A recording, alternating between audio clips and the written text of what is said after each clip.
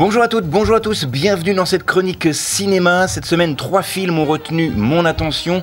On va d'abord parler cinéma, on parlera également sortie, mais on reviendra sur le cinéma avec un film exceptionnel. C'est pourquoi je vous demande de rester vraiment jusqu'au bout de cette chronique pour découvrir vraiment le film à voir absolument cette semaine. Et vous en saurez un petit peu plus d'ici quelques instants. Tout d'abord, on commence avec le 6e film de Madame Valérie Lemercier. Le film s'intitule Aline. Alors forcément, vous en avez certainement entendu parler. Aline va nous raconter l'histoire, eh bien tout simplement de Céline Dion. Alors, elle n'a pas utilisé le même prénom pour diverses raisons d'ailleurs.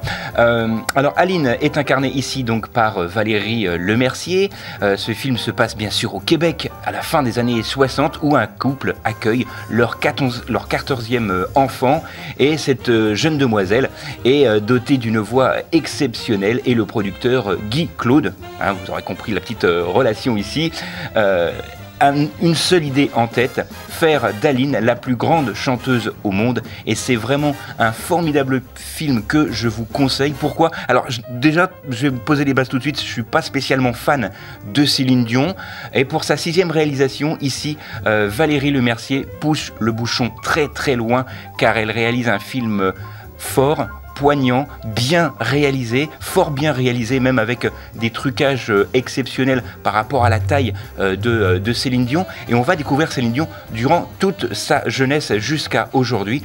Et c'est vraiment un film que je vous conseille.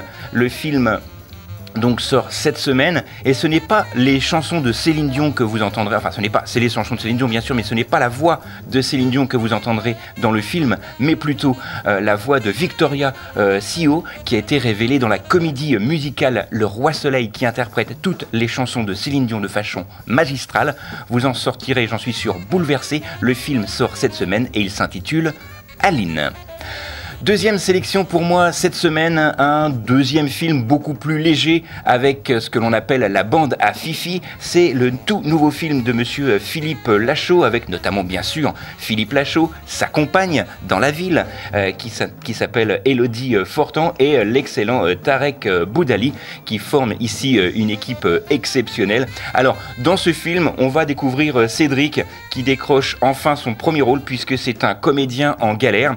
Il décroche son premier rôle dans un film de super-héros, et un soir, alors qu'il emprunte le véhicule du tournage, eh bien il est victime d'un accident, et ce qui va lui faire perdre la mémoire, et à son réveil, il est vêtu de son costume de justicier au milieu des accessoires du film, et il est alors persuadé qu'il est devenu ce héros du film, donc Héros malgré lui, c'est le titre du film.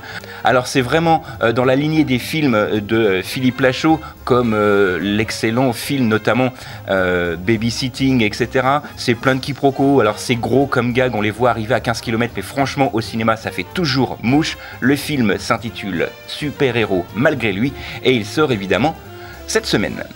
Avant de passer, je vous l'ai dit en début de chronique, à mon film à voir absolument cette semaine au cinéma, je voudrais vous parler d'un festival. C'est la 4e édition du Festival des Bulles et des Jeux. Ça se déroulera 13 et 14 novembre à Bethany, à la salle Thierry Mung. Alors là, on va avoir pour la 4e édition de ce festival des jeux forcément, des jeux de loi, des jeux en bois, des jeux de cartes, etc., des jeux de société, tout cela dans un espace vraiment dédié. Pour cette nouvelle édition, il y a même, vous allez même pouvoir faire aussi vous-même des compétitions, découvrir des jeux qui ne sont pas encore sortis, et vous allez pouvoir les tester en avant-première dans cette 4e édition du Festival des Bulles et des Jeux. Ça se déroulera, je vous le rappelle, le 13 et 14 novembre prochain, notez-le, et c'est à Bethany, à la salle Thierry Mung. Alors, je vous l'ai dit, un film exceptionnel, et c'est un grand retour. J'espère qu'on aura assez de temps pour en parler. Le film s'intitule Cry Macho. C'est un film de monsieur Clint Eastwood, avec notamment, bien sûr, Clint Eastwood dans le rôle principal. Il va incarner ici le rôle de Mike, qui est une star déchue du rodéo, et qui se voit confier une mission assez particulière, puisqu'il va devoir se rendre au Mexique pour y trouver un adolescent turbulent, et il va devoir l'emmener jusqu'au Texas. Il faudra pour cela affronter la pègre mexicaine, la police et même son propre passé. C'est pour moi l'un des meilleurs films de Clint Eastwood, après $1 Million Baby par exemple, ou d'autres films dans la même veine, où la génération avec les générations se mélangent, où il y a l'entraide entre ces différentes générations justement, entre également la rédemption, le pardon, et voilà, c'est vraiment les films chers à Clint Eastwood. Il signe là son plus de 60e film, on les compte tellement plus que tellement il y en a. Alors il faut savoir, hein, Clint Eastwood est né en 1930. Il est un jeune, à l'époque, réalisateur et compositeur.